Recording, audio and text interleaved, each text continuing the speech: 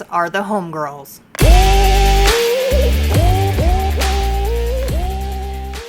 Everybody, we're the HOMEgirls, and today we're going to be talking about an issue that is very real, but also is a little heavy and intense. So stick with us, because I think this is something, we all think this is something that everybody, all agents, and probably all entrepreneurs go through this time of year, and that is scarcity, beginning of the year scarcity. So, this is something that happens to every single real estate agent that I've ever spoken to. Certainly happens to me every single year. I think happens to all four of us, but you come off of whatever your year, so we just finished 2019, whatever your year looked like previously, whether it was a good year, maybe you're coming off your best year ever, or you're coming off of a bad year that you want to be better. And you get into this place somewhere between, I think usually fourth quarter and into January, February, where you go, oh my God, now I have all this pressure to perform again and do it again and make it another best year ever or another better year. And you get this kind of scarcity mindset creep that gets in there, and everybody starts to panic. And I know, even as a team leader and a team owner, you'll have an influx of buyer's agents or people that are having a panic about scarcity in their personal career, that all of a sudden decide that it's a great idea to join a team at the beginning of the year because they're in such panic mode about what their year might look like, and you lose them like come second quarter because they realize that they're fine and they had their own business going, but they get into that scarcity mode.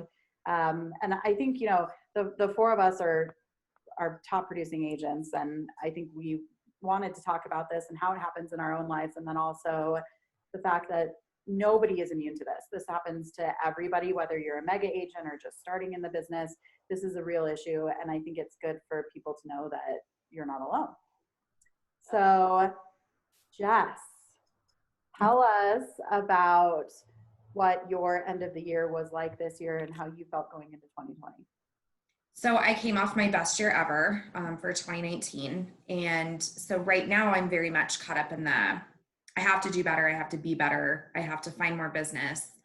And in doing that, I find myself, I'm unbelievably stressed out, and I don't really know why. I sat down the other day and I was comparing this year's calendar to last year's calendar. And I have the exact same amount of business going on right now as I did in January of last year. But I find myself panicking right now in a way that it's hard to even explain. And I think real estate agents, or really any small business owner, understands how I'm feeling right now. It's hard to put into words, and it's hard to articulate where that's even coming from. You know that you're going to be okay in your heart, but there's something that's triggering this need to be better. And so for me right now, it's almost put me in panic mode, right? Where you can't do anything and you can't get out of this. We had this conversation earlier this week where I said, I just need to put my head down and ignore everyone else and get something under contract because I need to get moving for the year.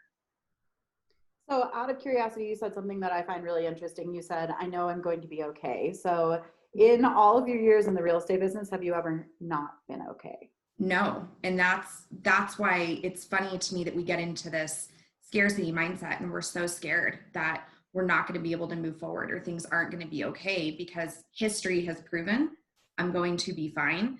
But I always go back to, what if this is the one year that someone doesn't call me? What if this is the one year that all of the things that I've been doing that I know that work and that bring me business, all of a sudden magically aren't working this year? Jess, where do you think that comes from? That fear?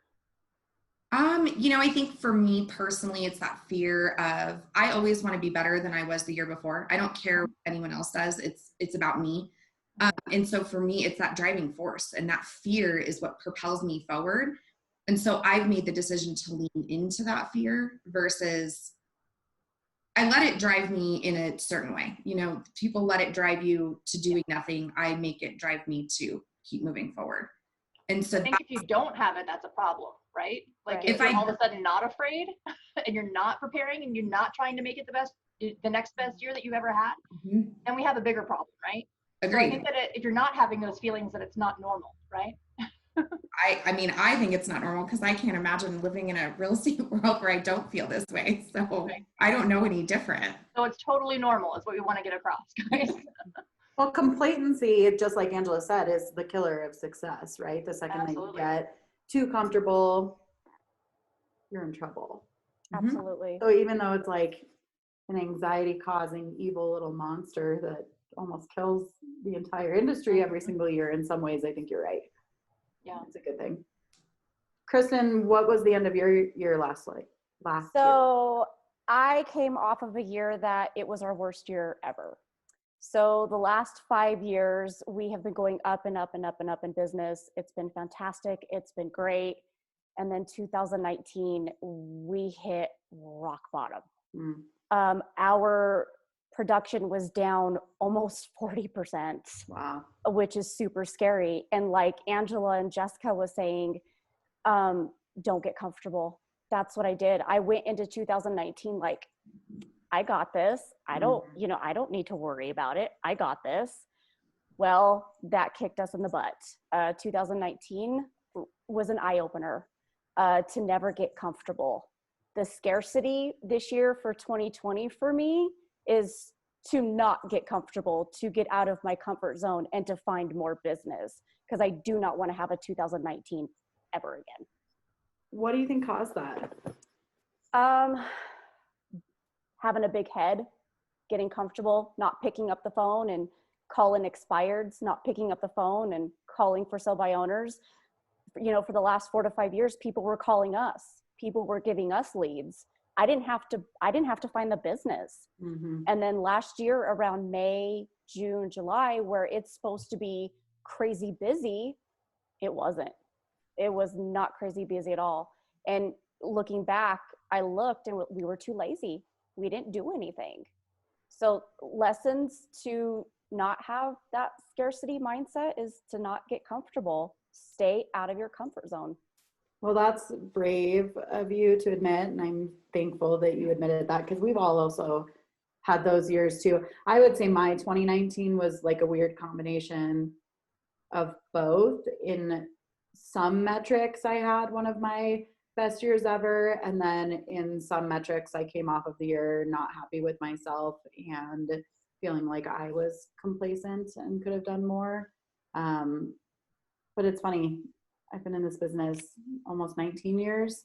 I don't think I've ever had a year where I wasn't losing my mind with scarcity going. Usually I do pretty well going into the holidays. And then January 1, I'm like, wow, yeah. bad. What about you, Angela? Well, last year for me was a little bit different, and hopefully it'll never happen ever again. I basically stopped selling homes for 5 months and took over a different position and moved my entire brokerage. So I own my own real estate brokerage. And I decided that the next progression in my career was to take over a larger brokerage. Well, things didn't work out the way they were explained. We'll just say that. And so I no longer was able to sell homes for 5 months. And so that was a big transition for me. So as soon as I realized that wasn't a good fit, going back and hitting the pavement and getting back into the groove of things and doing the right habits, I was able to end the year having the best month I've ever had, closing 20 transactions. I've never done that in a month before in my life. I don't recommend it, honestly. For one person, it was really stressful. But getting back into my groove and my habits and going back to that has always helped me get out of whatever bad situation I was in. When it comes to not having enough, I would always go back and follow the formula that I've had in place and just follow the systems that I've created, and I'll be okay. I mean, that's a pretty big pivot to go from not selling homes to closing 20 at the end. Like, how'd you turn that around that fast? Well, I think it was the oh shit moment of, okay, now what do I do, right? So I go from not selling any houses at all to I've got to get out there. And if I did that every month and I worked as hard as I did in December, I probably wouldn't have to work for a few years next year. You know what I mean? Like if you work that hard in 1 month to make up for those losses and you do that every single month, you'll be running a brokerage and owning a huge team very quickly. I just knew what I needed to do to get it done and to get a good result. I didn't expect everything to drop in the bucket all at once. So we had a pretty big market shift that happened also down here in Colorado Springs. So that helped a bit too.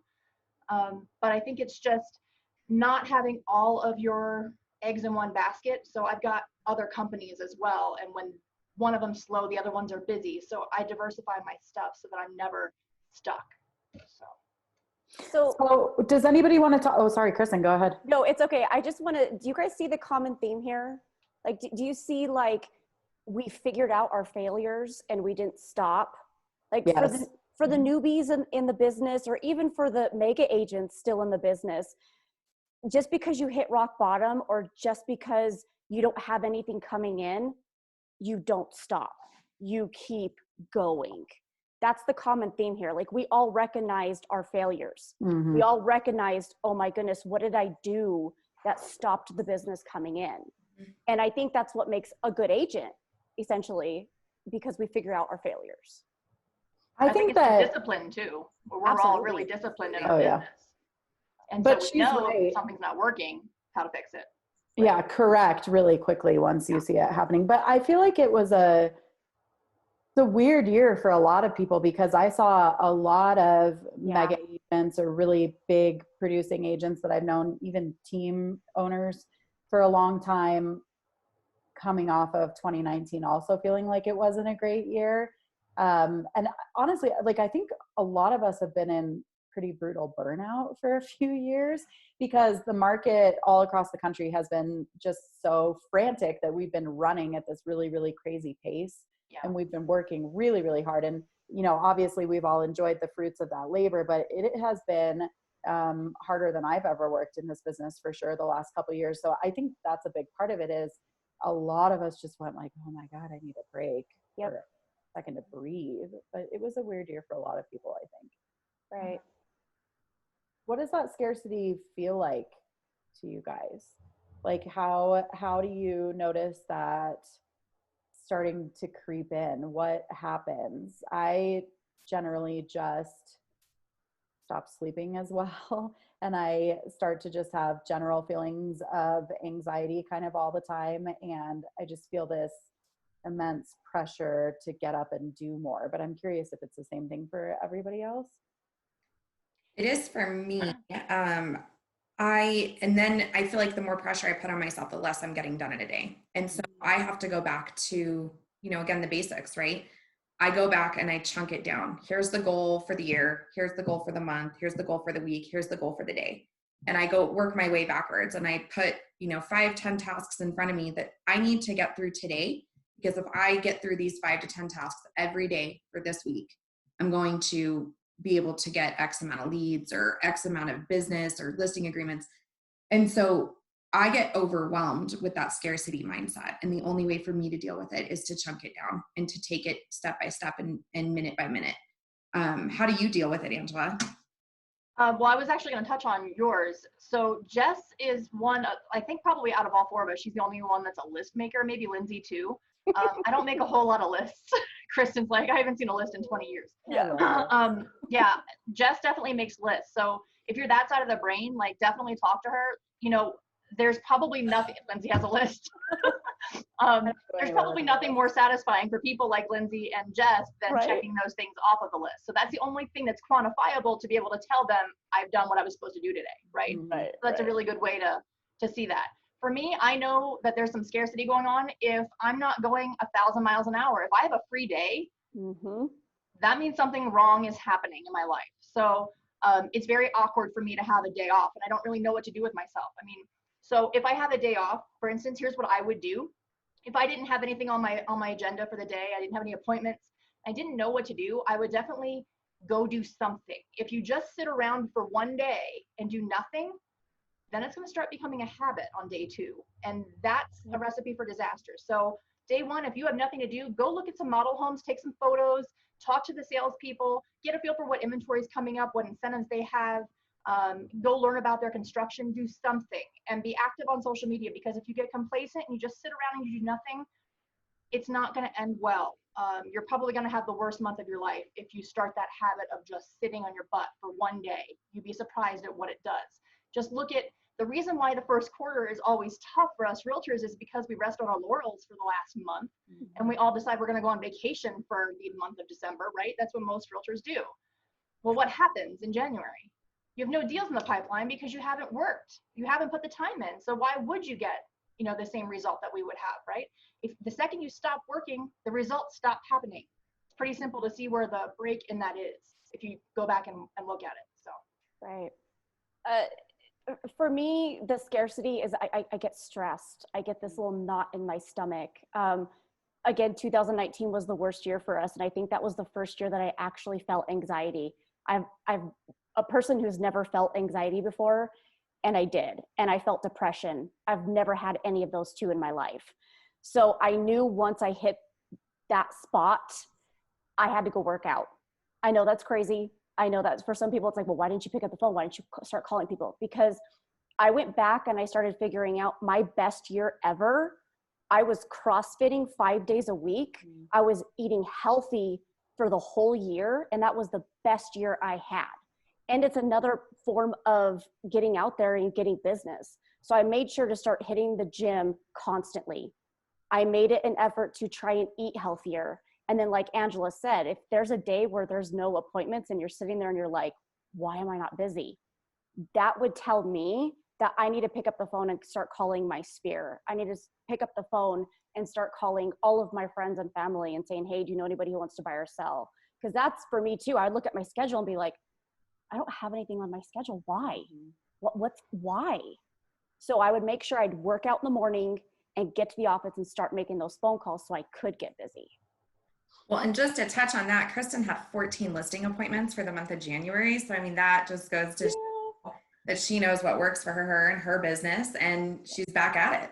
Well, that just shows you what I've been doing the last 3 months is now paying off. Mm-hmm. So let's talk about, two things really quick. Because I do think that the burnout has kind of weirdly led to this scarcity that we're all feeling because it's been easier and we've been so busy that we all, I don't want to say slacked, but took things for granted and took a little bit of a break. And I think we needed it. But so 2 things. What do you do self-care wise when you're feeling really burned out to avoid getting to this place where you stop working and then you're in scarcity? And then what do you do when you're in scarcity to get your ass back up off the couch and back to work? What works for you? I mean, eating my feelings in the Chick-fil-A parking lot is kind of my go-to. it's like every day for me. So this is like, okay, so here's the way it goes. I'm seeing a pattern. Burnout, eating too much, scarcity, need to be on a diet. Yeah. The real estate cycle. Yeah, Right. That's another reason how that's a way that you know that you are in scarcity and you're having a hard time is you're putting on an extra 5 pounds and you can see it. So True. Mm-hmm. Yeah. So true. Or in burnout, I get really bad when I'm in burnout because I'm like, just feed me the fastest, easiest, heaviest thing that I can get, like as quickly as possible. So I get there both ways. But okay, burnout so other than the eating hardest your thing feelings, for me. Like I feel like with burnout, when I try to do self-care, I feel a tremendous amount of guilt when I take care of myself, which makes no sense whatsoever. Why? Because we're so used to taking care of everybody else. Yeah. Anytime I allocate to myself, I feel guilty because I'm the same. Okay. you're the same way. Yeah, absolutely. I am not. Me either. Oh, we're balanced. You'll be able to identify with one of the 4 of us probably at all times. So, no, I feel tremendously guilty about it because, I'm the last one. I've always been the last one to get taken care of, right? I always put myself last. I always put my family first, my clients first, and ultimately that causes the burnout, right? But I don't learn from that lesson ever. So for me, I don't do that really well. I don't go to the gym, and that's a choice. I don't feel like it, so I don't go. But taking care of myself, like I'll go get my nails done, I'll get a massage, but going on a long vacation, it's almost worse to go on a vacation for me because then I have the anxiety of how many people do I have to call back while I'm on vacation, or can I actually take a vacation, or can I trust the person I put in charge to take care of everything while I'm gone? That's the anxiety that I get, and then I can't actually enjoy it. Wow. Okay. Have you thought about other self-care? Have you thought about going outside of your box for 2020 and doing a little bit something different for self-care? Like what? I don't know. I'm not going to the gym. That's a different box. I'm not going to. I don't think self-care has to always be like the gym, Right. on vacation or a massage. Like sometimes for me, it's a 20-minute conversation with my best friend, carve Yes. time in the day where I'm taking time for the people in my world that are really and truly, like we neglect the people around us constantly. I think we can all agree that we get into work mode and everyone around us is neglected. And sometimes they're a victim to our work ethic, right? And so part of that self-care is nurturing those relationships so that way when, you just need to nurture those relationships. So for me, sometimes it's sitting on my back porch at 1:00 in the afternoon, having a conversation with my best friend, or sometimes one of you guys, right? Like I call you guys. Absolutely.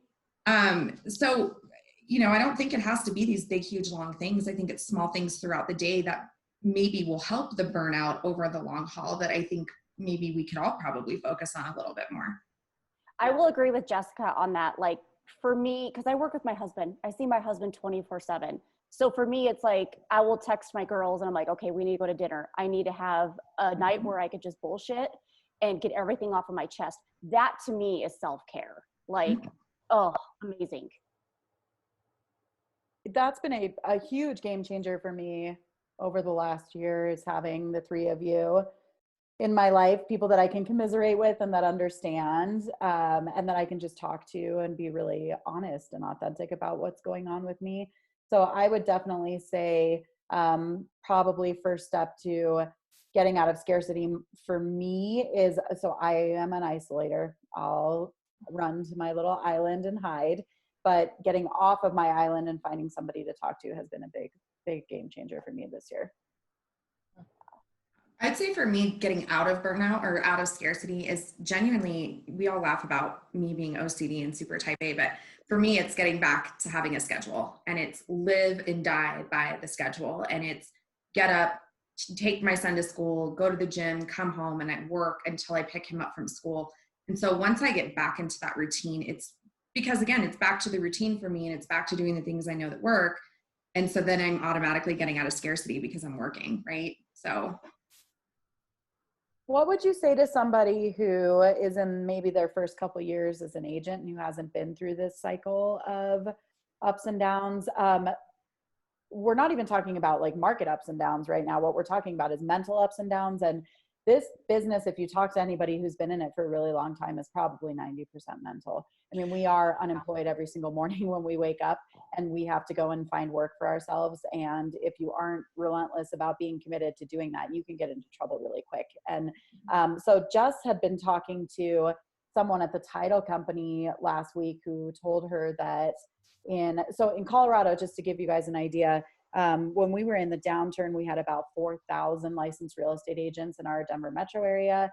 And right now we have about 30,000 licensed agents. So we've been through years in the last couple of years with our market the way that it is, where we actually have more agents in our market than we have deals to be done.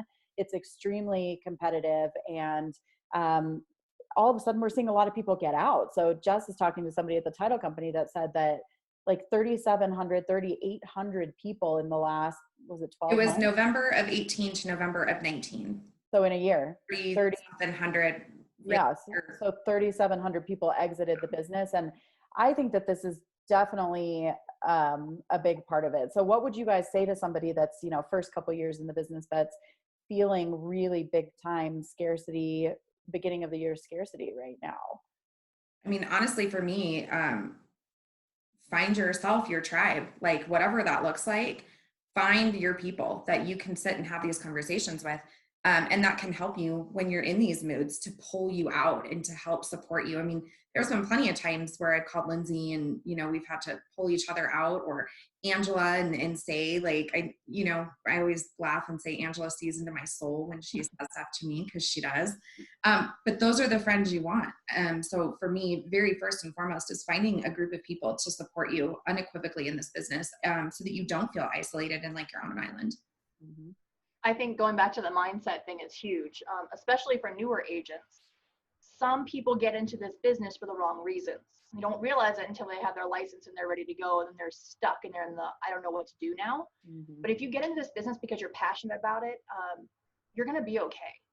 You just need to remember that there is a system in place, and we're going to go through that in the next couple of podcasts, what your system should be, how to help you guys put together your morning regimen, that kind of thing. But it's really important that you follow that system, and you shouldn't have any problems if you do that. If you come at this with the passion and the drive and coming from a place of providing value to the others out there in the community, you're going to be just fine. I know it's scary, but you're going to be okay. So, yeah, I would definitely say that if you're new to the business, number one, don't give up. Number two, the business is not going to fall in your lap.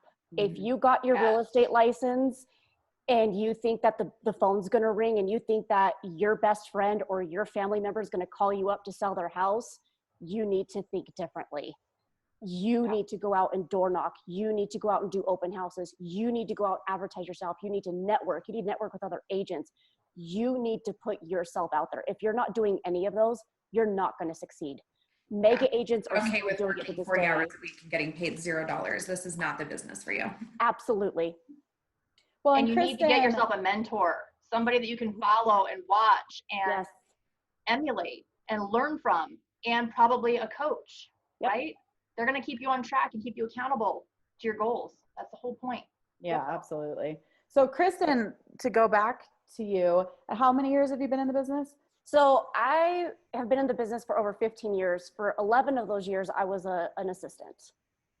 So long time in the business, one of the top producers in the entire southern half of our state.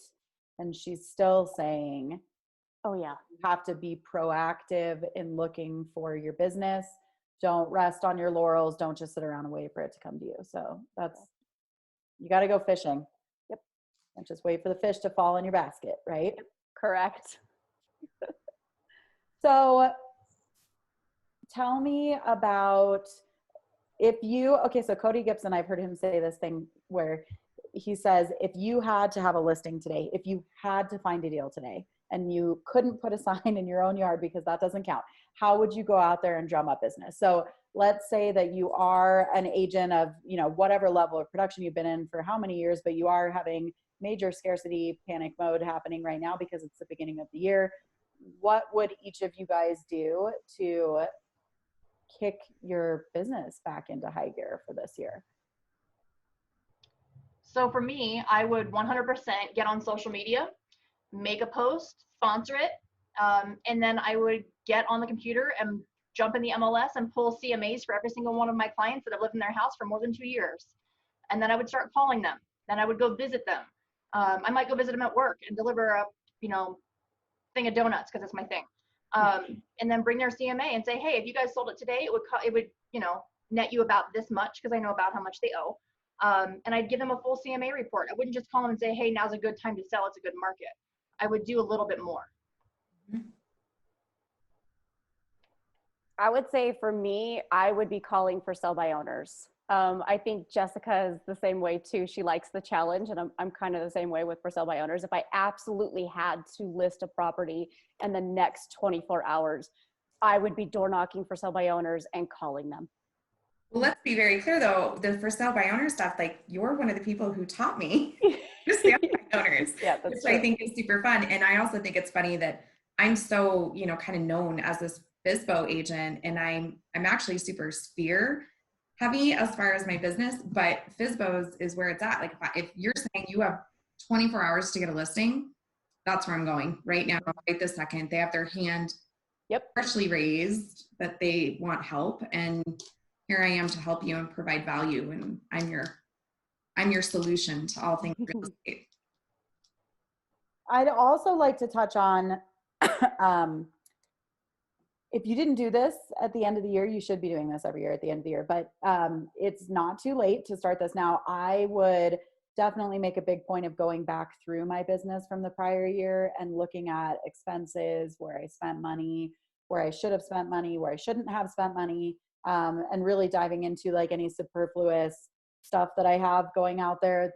We all have a tendency to buy the bright, shiny thing that's bouncing in front of us and try to make it work. And then 3 years later, we haven't done anything with it and it's still getting drawn out of our bank account every single year.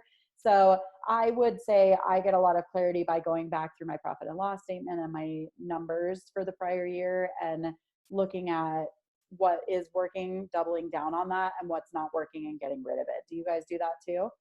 Yeah. So every October, Eric and I sit down and we go over our budget. What do we need to take off? What do we need to add? And we set our budget in October, not a day early, not a day late. October is the month that we set our goals for the year coming up, our budget for the year coming up. Even if something comes up in that year coming that says, hey, we want you to advertise here, or hey, we want you to spend money here, we say no. We ask them to call us in October, and if we'll entertain it then if we're going to spend money on it or not. So yes, October is the month that we set everything. Good for you. I would say too, typically you get extremely busy the second you announce that you're going on vacation.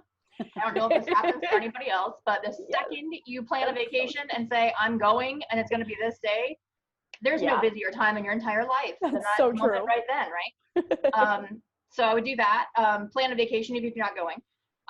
And then I would also do your pop buys, you know, do the things that you know you're supposed to be doing. So if I know that I've been super busy and I've kind of been resting on my laurels for a few months and I haven't gone and done my pop buys and gone to see my clients, I usually go and drop them off myself. I don't have somebody else do it.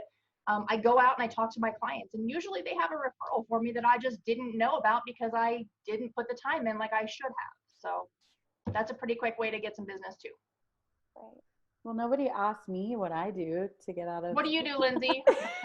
Come on. No, I mean, you guys have all, it sounds like we're all doing various levels of the same stuff, but I go back to just really like making sure, to me, it's garbage in, garbage out. So like, I will notice for sure that if I'm in scarcity, I've probably been listening to too much Britney Spears. Just kidding. I hate Britney Spears, but you know, too much pop music, too much crap on TV, you know? So I try to really like go back to positive podcasts, positive audiobooks, making sure what I'm reading and listening to is in support of what I want. And then I'm also a huge believer in manifesting things. So I'm writing down my goals. Like I have a notebook on my iPad that I sit and journal every night. I try to do it for 15 minutes before I go to bed.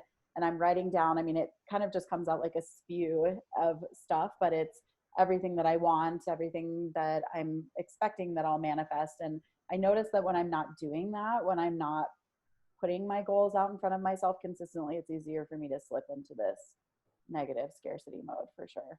Right. Yeah.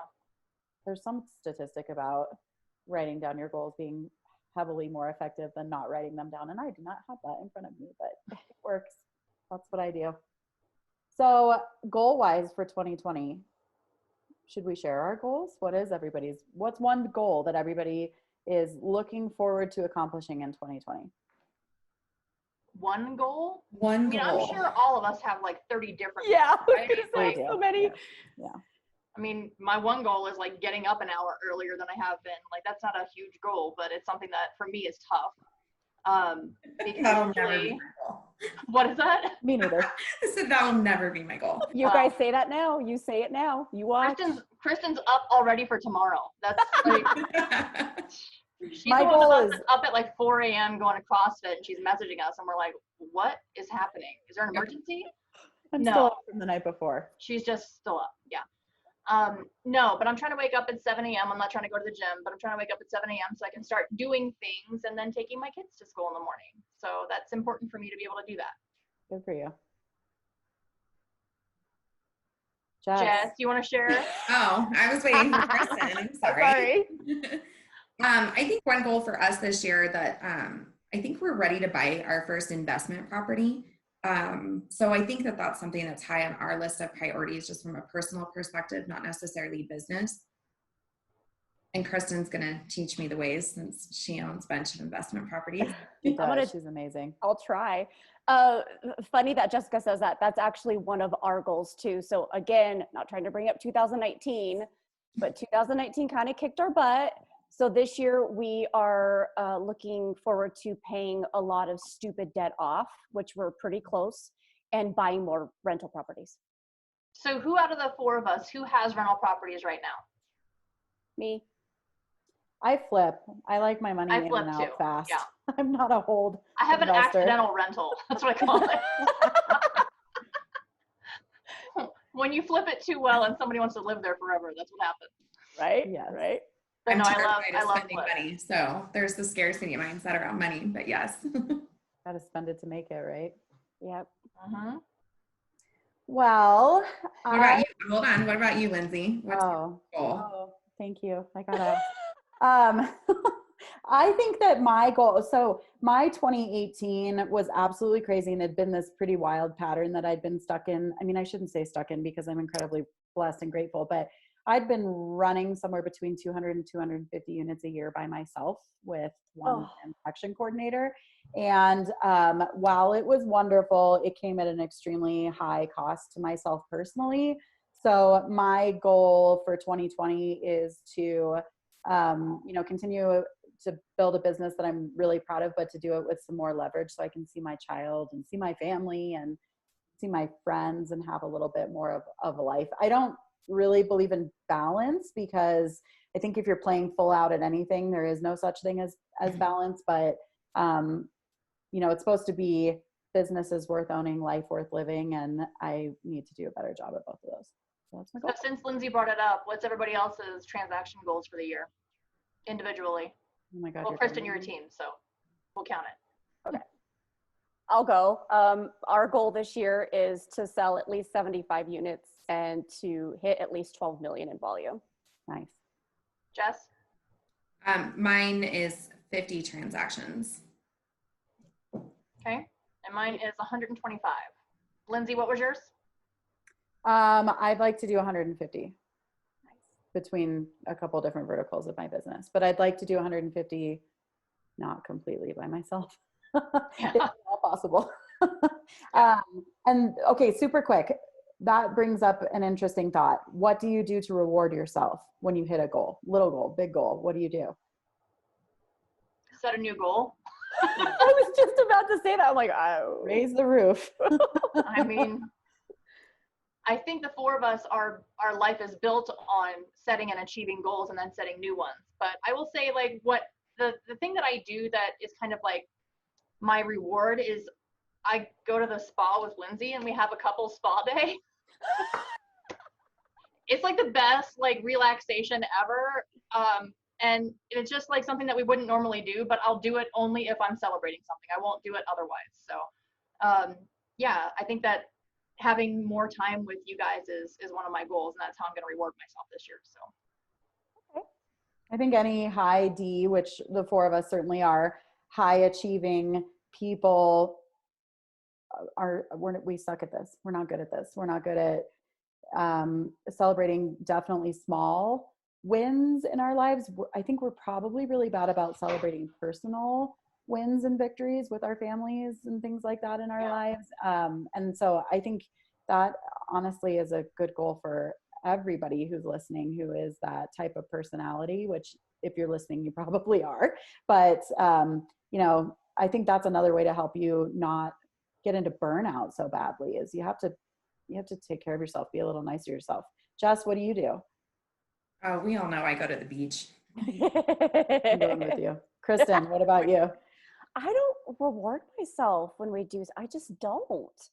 I think is like once I hit it, I'm like, okay, what's the next thing? What can I do now? Next. I don't reward myself, and maybe that should be a goal. Maybe I should do that. Never thought of it. what do you like doing that doesn't revolve around real estate? The beach. I like going to the beach. I like tropical. Not Pueblo Beach, but like No, like a Florida beach maybe? Yes, or yes. California beach? Yes. Yeah. I saw the other day somebody at their desk has a sandbox, like a box of like beach sand underneath their desk, and like putting your feet in the sand is like one of the most relaxing things in the world for me too. I love so that. I was like, oh, I kind of want to do that. Oh my God, it would get all over your house and it would be dirty and Jessica's having anxiety. Jess is the OCD one, obviously. You could eat off of her floor when she has it. She swears there's no C in her disc, but I just disagree. I think it's in there. Yep, it's in there. She's the most high C-ish out of all of us, for sure. Yeah.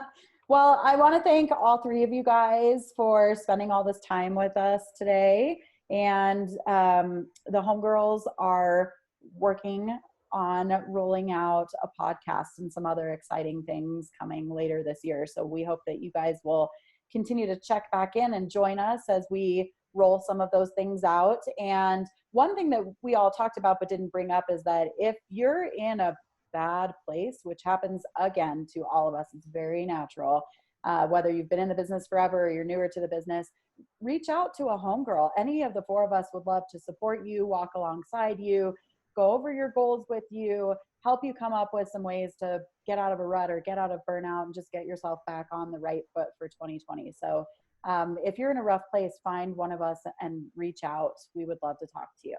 We'll see you guys soon. Thanks so much. Bye. Bye.